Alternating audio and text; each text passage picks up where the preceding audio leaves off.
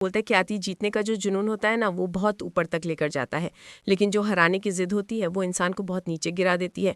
मोटे बहू बोलती हैं और ख्याति तुम बहुत नीचे गिर चुकी हो। ख्याति बोलती है बदलाव है ना वो काजल की कोठरी होता है, उसमें जो कोई जाता है ना उस पर दाग लगता ही है, और मैं उस अनुपमा को जीतने नहीं दे सकती थी। राही बोलती है इस दवाई की वजह से मम्मी के साथ कुछ भी हो सकता था, मम्मी की आंखें हमेशा के लिए खराब हो जाती, अगर वो गिर जाती उनके सर में चोट आ जाती तो क्या होता। ख्याति बोलती है तो फिर मेरे बेटे का हिसाब बराबर हो जाता। प्रेम बोलता है जान की कीमत जान नहीं होती माँ। इधर हम देखते हैं अनिल मीता दोनों बोल रहे होते हैं कि हमें आपसे ये उम्मीद नहीं थी। परी बोलती है अगर अनुपमा को कुछ हो जाता तो मैं आपको कभी माफ नहीं करती। राजा बोलता है आपको इस लेवल पर गिरने की जरूरत नहीं थी। ख्याति बोलती है मैं अपने बेटे का बदला लेने के लिए किसी भी हद तक गिर सकती हूँ। पराग बोलता है ख्याति जी बस। पराग बोलता है दुश्मनी में भी कुछ उसूल होते हैं, लेकिन आप में तो शराफत भी नहीं है ख्याति, और ना ही आपके पास कोई उसूल है। आपके अंदर सिर्फ है तो सिर्फ आग है, और उसी आग में आपके अंदर की ममता को जलाकर राख कर दिया है। आपके अंदर की शराफत भी जल गई है। पराग बोलते ख्याति आप मेरी नजरों में इतनी गिर गई है कि मैं आपकी शक्ल नहीं देखना चाहता, अभी कभी मेरे घर से चली जाइए। ख्याति बोलती है नहीं नहीं प्लीज मुझे घर से मत निकालिए। हम देखते ख्याति ये सब कुछ बस अपने ख्वाब में ही देख रही होती है। वो बैठी हुई होती है, बोरी होती है, प्लीज मुझे घर से मत निकालिए। मोटी बहू बोलती है ख्याति क्या हुआ, तुम ठीक तो हो ना। ख्याति बोलती है हाँ मैं ठीक हूँ। ख्याति अपने रूम में चली जाती है। इधर मोटी बहू बोलती है मुझे लगता है अनुपमा से मिली हुई हार है ना वो ख्याति बर्दाश्त नहीं कर पा रही। इधर पराग को याद आता है कि ख्याति कुछ परेशान थी। पराग को ख्याति पर डाउट होता है। इधर दूसरे तरफ हम देखते हैं तोशु बोल रहा होता है मम्मी प्लीज मुझे बचा लो, मम्मी मुझसे बहुत बड़ी गलती हो गई है, प्लीज मुझे बचा लो। तो अनुपमा बोलती है तूने फिर से कुछ गलत किया। अनु बोलती है हे भगवान तोशु अगर मैं मर भी जाऊंगे ना तो भी तू सुधरने वाला नहीं है, तू बता दे तूने इस बार ऐसा क्या कर दिया है। अनुपमा बोलती है बता तोशु तूने क्या कर दिया है। तभी वहां पर वो लोग आ जाते हैं। तोशु अनुपमा के पीछे छुप जाता है। वो लोग बोलते हैं अपनी माँ के पल्लू में मत छुप, वरना ये गोली पहले तेरी माँ को ही लगेगी। इधर देविका बोलती है तुम ये क्या बोल रहे हो। वो लोग देविका को भी चुप करा देते हैं, बोलते हैं तुम लोग चुप रहो, सिर्फ हमारी बात सुनो। अनुपमा बोलती है लेकिन इसने किया क्या है। हम देखते हैं वो आदमी बता देता है कि इसकी वजह से हमारे सारे पैसे डूब गए। वो बताता है कि इसने बोला था सारे पैसे राही की टीम पर लगा दो। वो आदमी बोल रहा होता है हम यहाँ पर कोई तमाशा नहीं करने वाले थे, लेकिन इसकी वजह से हमारा बहुत नुकसान हुआ है। तो शु बोलता है मोटा भाई मैंने तो खुद सारे पैसे राही की टीम पे लगाए थे, मम्मी कमरे में बंद हो गई थी तो मैंने नहीं सोचा था कि मम्मी वहां से वापस कैसे निकल कर आएगी। इधर हम देखते हैं सब लोग तोशु को बोलते हैं तोशु क्या तुमने अनुपमा को वहां पे बंद किया था। बापूजी बोलते हैं इस तोशु का कोई भरोसा नहीं है, ये पैसों के लिए कुछ भी कर सकता है, हमेशा किंजल की जरूरत थी। अनुपमा कहती है कि अब तुम चाहे कुछ भी करो हमें तुमसे कोई लेना देना नहीं है। अनुपमा हाथ जोड़ते हुए तोशो से कहती है कि आज विसर्जन के दिन हम तुम्हारे और हमारे रिश्ते का भी विसर्जन कर रही हैं। लीला भी अनुपमा के समर्थन में खड़ी हो जाती है। तोशु स्तब्ध रह जाता है। परी दुखी होती है। लीला कहती है कि इतने सालों में किंजल इस घर की बेटी बन गई, लेकिन तुम कभी बेटे नहीं बन पाए। तोशु शर्मिंदा होता है। अनुपमा जोर देकर कहती है कि तोशु को सबक सिखाना बहुत जरूरी था। वो उसे तुरंत घर से निकल जाने को कहती है। तोशु मन में गुस्सा होता है। दूसरी तरफ ख्याति आर्यन को याद करते हुए रोती है। वो कहती है कि मैं आज भी अपने बेटे की मौत का शोक मना रही हूँ और हमेशा मनाती रहूंगी। इधर तोशु गुस्से में कहता है कि अब अगर आप लोग नाक भी रगड़ोगे तो भी मैं वापस नहीं आऊंगा। तोशु चला जाता है। किंजल टूट जाती है। बाबूजी कहते हैं कि तोशु जैसे इंसान के लिए आंसू बहाने की कोई जरूरत नहीं है, वो विसर्जन करने के लिए कहते हैं। लीला अनुपमा से कहती कि हम गणपति विसर्जन कर लेंगे, तुम जाकर गौतम को भी सबक सिखाओ। देविका और जसप्रीत भी सहमत होती हैं। दूसरी तरफ परी टूटकर रोती है। राजा उसे संभालता है। परी कहती है कि पापा अपनी गलती क्यों नहीं मानते, मैं पापा और मम्मी से बात करूंगी। राजा कहता है कि मैं तुम्हारे साथ चलूंगा। दूसरी तरफ अनुपमा कोठारी हाउस के बाहर आती है तो सिक्योरिटी गार्ड उसे रोकता है। अनुपमा कहती कि मैं राही कोठारी की माँ हूँ, मुझे मिलने के लिए इजाज़त की ज़रूरत नहीं है। गार्ड दरवाज़ा खोल देता है। इसके बाद अनुपमा कोठारी हाउस में आती है तो उसे पराग मिलता है। अनुपमा कहती है कि मुझे ज़रूरी बात करनी है। पराग बात पूछता है तो अनुपमा कहती है कि मुझे सबके सामने बात करनी है। पराग हैरान होता है। अनुपमा मंदिर में जाती है और शंख बजाती है। सभी घर वाले आते हैं और अनुपमा को देखकर हैरान होते हैं। ख्याति को डर लगता है कि कहीं अनुपमा उसके बारे में बताने तो नहीं आई है। मोटिबा कहती है कि अब कौन सा तमाशा करने आई हो। अनुपमा कहती है कि मैं तो तमाशे पर से पर्दा उठाने आई हूँ। ख्याति डर जाती है। अनुपमा अपने फोन को टीवी से कनेक्ट करती है और गौतम की वीडियो चलाती है, जिसमें गौतम वॉलंटियर को कहता है कि अनुपमा को कमरे में बंद कर दो।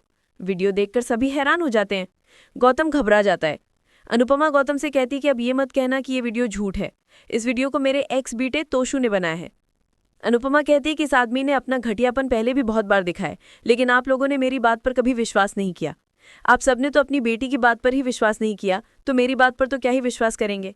इसलिए इस बार मैं सबूत के साथ आई हूँ। अनुपमा कहती कि इस नीच आदमी ने मुझे कमरे में बंद कर दिया ताकि मैं कंपटीशन हार जाऊं। अगर पराग जी मुझे बाहर नहीं निकालते तो मेरा तो जो होना था वो होता, लेकिन मेरी टीम हार जाती और उनकी उम्मीद टूट जाती। ये सब इस आदमी की वजह से होता। गौतम बोलने लगता है, तभी अनुपमा उस पर रिमोट फेंक देती है। सभी चौंक जाते हैं। गौतम अनुपमा पर गुस्सा करता है। मोटिबा अनुपमा से कहती है कि आप जाइए, हम बाद में बात करेंगे। गौतम जी से बात कर लेंगे। अनुपमा साफ कहती है कि जो कुछ भी होगा वो मेरे सामने होगा, आज बात नहीं होगी। आज तो इसके कर्मों का हिसाब होगा और ये शुभ काम मैं खुद करूंगी। सभी हैरान होते हैं। दूसरी तरफ जसप्रीत वापस मुंबई जाने के लिए कहती हैं। सरिता सहमत होती है और कहती है कि किसी को ऐसा नहीं लगना चाहिए कि तोशु को हमारी वजह से बाहर निकाला है।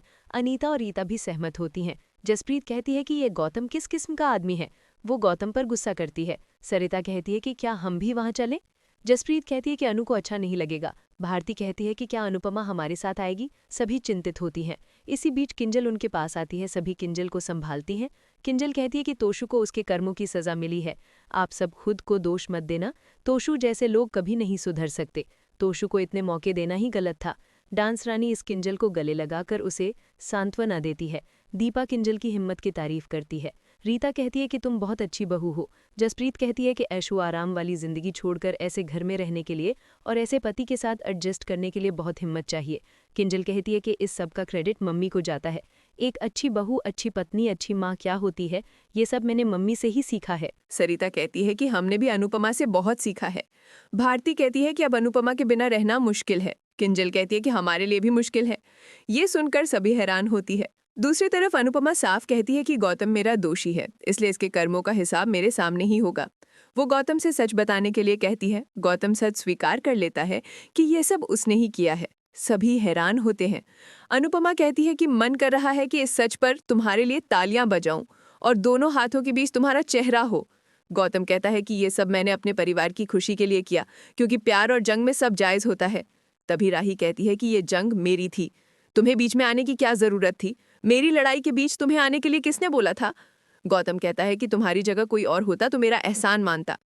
राही गुस्से में कहती है कि बेईमानी करने की जगह मैं हारना पसंद करूंगी, और ये बात मम्मी भी जानती है। मैं इस बात के लिए पापा से भी नाराज हुई थी, तो तुमने क्या सोचकर ऐसा किया? गौतम कहता है कि मेरे लिए मेरे परिवार की खुशी तुम्हारे ईगो से बड़ी है, इसलिए मुझे जो सही लगा वो किया। अनुपमा कहती है कि पराग जी ने जो भी किया वो सामने से किया, तुम्हारी तरह पीठ पीछे वार नहीं किया।